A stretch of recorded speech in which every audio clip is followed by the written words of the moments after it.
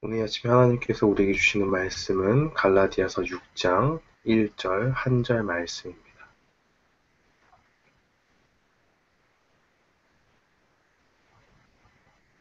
갈라디아서 6장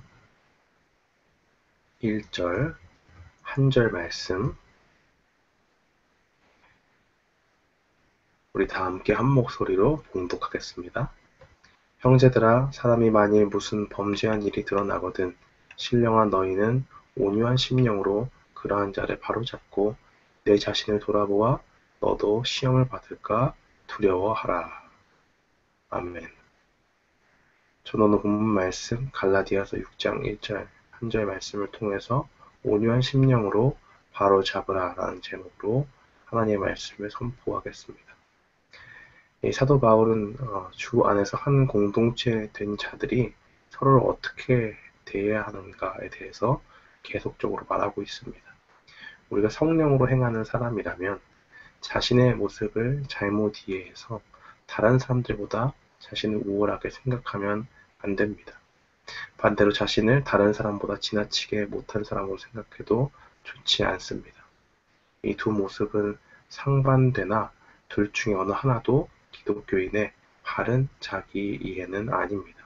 왜냐하면 교회 안에서 이 두 가지 잘못된 자기 이해를 가지고 교제를 해 나가다 보면 다른 사람을 깔보거나 아니면 자기 자신을 다른 사람보다 너무 못한 존재로 인식하기 때문에 시기하고 질투하는 그러한 반응 가운데 하나님의 교회가 하나 되기보다는 서로 분열하고 갈라지는 그러한 모습을 보이기 때문에 그렇습니다.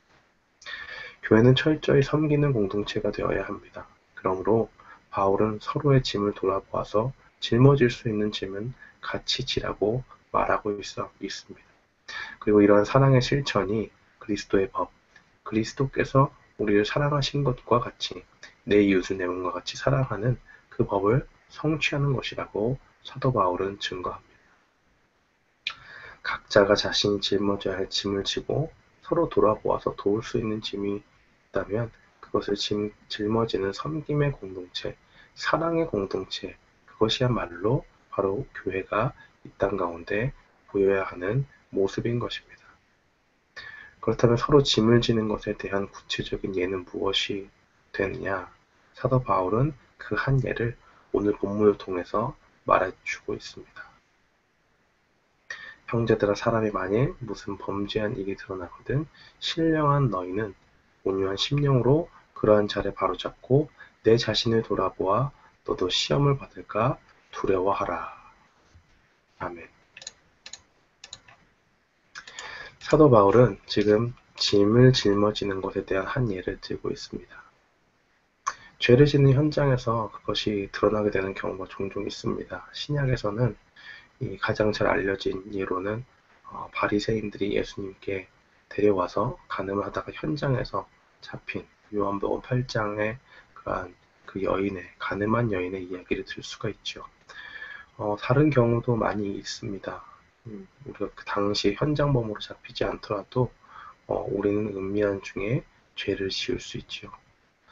이 사도 바울은 이런 상황에서 우리가 어떻게 할 것인지 가르쳐 줍니다. 그는 먼저 무엇을 해야 하는지, 또 우리가 누가 해야 하는지, 어떻게 해야 되는지, 누가 어떻게 무엇을 해야 하는가에 대해서 우리에게 보여주고 있습니다. 첫 번째로 우리는 다른 사람들이 죄 가운데 있을 때 우리가 어떻게 해야 되는가, 무엇을 해야 되는가, 사람이 무슨 범죄한 일이 있거든 그러한 자를 바로잡고 라는 그 본문 말씀이 있습니다. 여기에 사용된 이 카르티조라는 그 말은 정돈하다라는 그 의미를 가지고 있습니다. 그래서 이전의 상태로 회복하는 것을 의미하는 것이고요. 교회나 신앙 공동체가 아니라 세속적인 그 헬라어, 일반 사람들이 당시에 쓰던 헬라어에서는 어떤 것으로 이해됐냐면 뼈가 골절되거나 아니면은 탈구, 그러니까 뼈가 빠진다고 하잖아요. 그러한 뼈를 잇는 의미로서 의료용어로, 그러니까 의학적 용어로 사용되었습니다. 이 마가복음 1장에는 자기 그물을 깁는 사도들에 대해서 사용된 적도 있고요. 그래서 이것을 좀 해석하다 보면 고기를 잡고 나서 그들이 그물을 씻고 또 수선하고 접음으로써 그것을 분해, 검사, 수리하고 있었다라는 것이다 라고 마가복음 1장 19절에 사용된 그 깁는다, 깁는이라고 하는 그 동사를 이렇게 또 세밀하게 분해하고 검사하고 철저하게 수리하고 있었다라는 것으로 해석하는 사람도 있습니다. 이 바울의 지시가 얼마나 적극적인지 한번 보세요. 누군가가 어떤 잘못을 행하는 것을 발견하면 그 일이 우리에 아무 상관이 없고 말려들고 싶지 않다는 핑계로 아무것도 하지 않고 싶어하는 그 마음이 우리 안에 있지만 그렇게 해서는 결코 안 된다고 사도 바울은 이야기하고 있는 것입니다. 또한 그러한 모습을 보면서 내가 언젠가는 저 사람이 저럴 줄 알았지. 자업자득이구나. 라고 하는 그런 마음을 생각하면서 쌤통이다. 잘됐다. 이번에 어디 하나님한테 한번 혼나봐라. 라고 하는 그런 마음 자체도 가지면 안 된다고 하는 것입니다. 또한 그를 사역자에게 부자질하면서 나가는 것도 좋은 모습은 아니고 그에 대해 다른 친구들에서 다른 사람들에게서 뒤에서 험담하는 것도 당연히 안 될 일입니다. 우리는 바로 어떻게 해야 되느냐? 그를 바로잡아야 하는 책임이 있습니다. 그를 올바른 길로 되돌려 놔야 한다는 것입니다. 루터는 이 본문을 해석할 때 이렇게 해석했습니다. 그에게 달려가서 당신의 손을 내밀고 그를 다시 일으키고 친절한 말로 그를 위로하며 어머니 같은 발로 그를 안아주라. 어머니 같은 발로 그를 안아주라. 자녀들이 잘못했을 때 어머니가 어떻게 합니까? 미워해서 혼내지 않잖아요. 그죠? 그들이 잘 되기를 바라는 마음으로, 자녀들이 잘 되기를 원하는 마음으로 때로는 따뜻한 손길로 타이를 때도 있고 때로는 엄한 말로 혼낼 때도 있습니다. 그러한 사랑의 모습을 가지고 형제들에게 나아가라 라고 하는 것이죠. 여기에는 타락한 형제를 어떻게 바로잡아야 하는가에 대해서 정확한 세부적인 내용은 들어있지 않습니다. 하지만 마태복음 18장 15절로 17절에 나오는 예수님의 자세한 가르침으로부터 우리는 어떻게 해야 되는지를 배울 수 있을 것입니다. 우리는 형제에게 가서 직접 얼굴을 맞대고 개인적으로 그의 잘못에 대해서 그에게 말할 수 있어야 됩니다. 예수님도 우리의 목적이 긍정적이며 건설적이 되어야 된다고 말씀을 하셨죠. 예수님은 우리가 그를 얻으려고 애써야 한다고 말씀하셨습니다. 사도 바울이 여기에서 우리가 그를 바로잡아야 한다고 하는 말과 바로 마찬가지인 것입니다. 우리가 무엇을 해야 하는지 알았다면 이제 누가 해야 하는가에 대해서 살펴볼 필요가 있습니다. 본문 말씀에 보면 신령한 너희는 그리고 나서 그러한 자를 바로잡고 라고 그렇게 나와 있는데요. 어떤 사람들은 바울이 여기서 풍자적으로 말했다고 생각을 합니다. 그러니까 있는 그대로 말하는 것이 아니라 이것은 풍자다. 그들은 갈라디아에 있는 자신들을 신령한 당이라고 부르던 그런 집단이 있었다고 추측을 해서 이야기하죠. 하지만 그런 당이 존재했다고 하는 증거는 찾아볼 수가 없습니다. 또한 사도 바울의 말이 굳이 풍자라고 볼 이유도 이 본문에서 찾아보기 어렵습니다. 그는 한마디로 누구를 이야기하느냐? 그렇다면 성숙한 혹은 또 신령한 그리스도인을 언급하고 있는 것입니다. 갈라디아서 5장 16절 이하에서 이미 사도 바울이 이야기했듯이 모든 그리스도에게는 성령님께서 내주하시지만 신령한 그리스도인들 또한 성령의 인도하신 바가 되는 그러한 사람들은 성령 안에서 성령으로 행합니다. 그래서 성령의 열매가 그들의 삶에 나타나는 것입니다.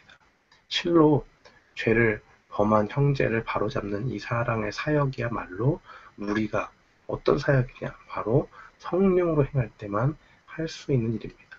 오직 신령한 그리스도인들만이 하나님의 그 사랑의 마음을 품고 그를 회복시키려고 애쓰는 그러한 마음이 우리 안에 일게 될 것입니다. 하지만 우리는 이것을 하기 싫은 과업을 피하는 핑계로 이용해서는 안 됩니다. 우리는 그렇게 얘기하기 쉽잖아요. 내가 개인적으로 간섭해서 뭘 할 필요가 있나. 나도 저렇게 살지 못하는데. 라고 말해서는 안 됩니다. 1절 말씀은 분명 모든 그리스도인이 실제로 신령한 그리스도인은 아니라는 사실을 인정하지만은 그러고 나서 모든 그리스도인이 신령해야 한다라는 것을 이야기하고 따라서 죄를 범하는 형제를 바로잡을 책임이 우리에게 있다라는 것을 분명히 말해주고 있습니다. 그렇다면 그 일을 어떻게 해야 되느냐? 말씀해 보니까 신령한 너희는 온유한 심령으로 그러한 자를 바로잡고 너 자신을 살펴보아 너도 시험을 받을까 두려워하라 라고 그렇게 증거합니다. 이 온유한이라는 말에 해당하는 똑같은 헬라어가 갈라디아서 5장 23절에 성령의 열매 중 하나로 나오는 것을 우리는 볼 수 있습니다. 이 어떤 주석가에 의하면 온유는 참된 영성의 특징이기 때문에 바로 성령의 열매로 그렇게 나타난다고 합니다. 신령한 그리스도인들만이 바로잡는 사역을 해야 하는 이유 중 하나는 신령한 사람들만이 온유하기 때문이다 라고 그렇게 이야기를 합니다. 바울은 그러고 나서 우리 자신을 살펴보아 우리도 시험을 받지 않도록 하라고 덧붙이고 있습니다. 이것은 온유함이 우리 자신의 연약함과 죄를 짓기 쉬운 성향을 자학하는 것을 생각한다는 것을 우리에게 말해주고 있습니다. 그러므로 이것을 쉽게 풀어서 이야기하면 어떠한 우월감도 갖지 말고 너 자신이 시험을 받지 않도록 경계하라 라고 그렇게 우리는 해석할 수 있습니다. 우리는 그리스도인 형제가 죄를 짓는 것이 드러날 때 그를 바로잡아야 하고 성숙하고 신령한 신자들이 이 미묘하고 어려운 사역을 온유하고 겸손하게 행해야 한다는 것을 오늘 본문 말씀은 우리에게 말해주고 있습니다. 현대 교회에서 사도들이 사도 바울이 말한 이 명백한 명령을 순종하기보다는 어기는 경우가 더 많은 것 같아요. 왜냐? 개인화되고 하나님과 저 사람과의 관계에서 해결하면 되지. 내가 굳이 뭐 나설 필요가 있냐. 야, 기도만 해주자.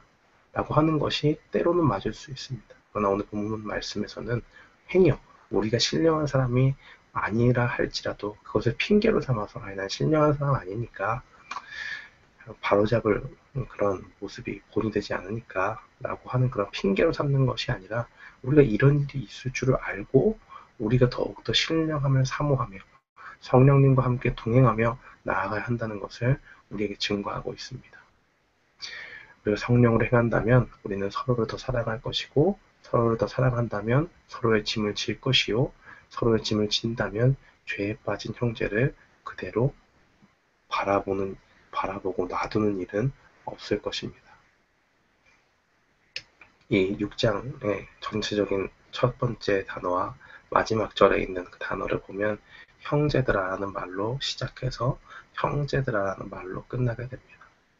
우리가 서로 형제라는 사실을 근거로 책임 있는 그리스도인의 행동에 대한 그러한 바울의 이 주장을 볼 때에 내가 내 아우를 지키는 자이니까 라고 하는 창세기 4장에 나와 있는 가인의 그런 무책임한 발언이 얼마나 심각한 문제인가 라고 하는 것을 우리는 살펴볼 수가 있습니다. 어떤 사람이 정말 내 형제라면 내 가족이고 나와 함께 피를 나누진 않았지만 정말 그런 피를 나눈 형제와 같이 예수 그리스도의 보혈 안에서 함께 형제요 자매가 된 자라면 우리는 누구입니까? 우리는 각 형제와 각 자매를 지키는 자가 되는 것입니다. 우리는 사랑으로 그를 돌봐야 될 책임이 있고 그들이 어떻게 지내는지에 관심을 가져야 됩니다. 내가 우월하다는 그러한 잘못된 인식을 가지면서 그를 화나게 노엽게 하지도 말아야 하고 나보다 우월한 것에 나보다 조금 잘난 것이 있을 수 있잖아요. 그러나 그것에 분개해서 그를 투기하지도 시기하지도 말아야 합니다. 오히려 우리는 사랑의 공동체로서 섬김의 공동체로서 사랑과 섬김의 공동체가 되어야 하고 그가 무거운 짐을 지고 있으면 그의 짐을 함께 져줄 수 있는 그러한 자들이 되어야 됩니다. 어떤 사람이 죄에 빠져 있으면 그를 바로잡아 하고 온유하고 온유한 심령으로 성령 안에서 그렇게 행해야 한다는 것입니다. 사랑하는 성도 여러분, 우리가 오늘 이 말씀을 기억하고 온유한 심령 가운데서 다른 사람들의 죄를 정죄하거나 그것을 건립으로 삼아서 그를 넘어뜨리는 것이 아니라 사랑과 섬김 가운데 그를 죄에서 돌이키는 하나님의 크신 사역에 동참하는 저와 여러분이 되기를 주님의 이름으로 축원합니다.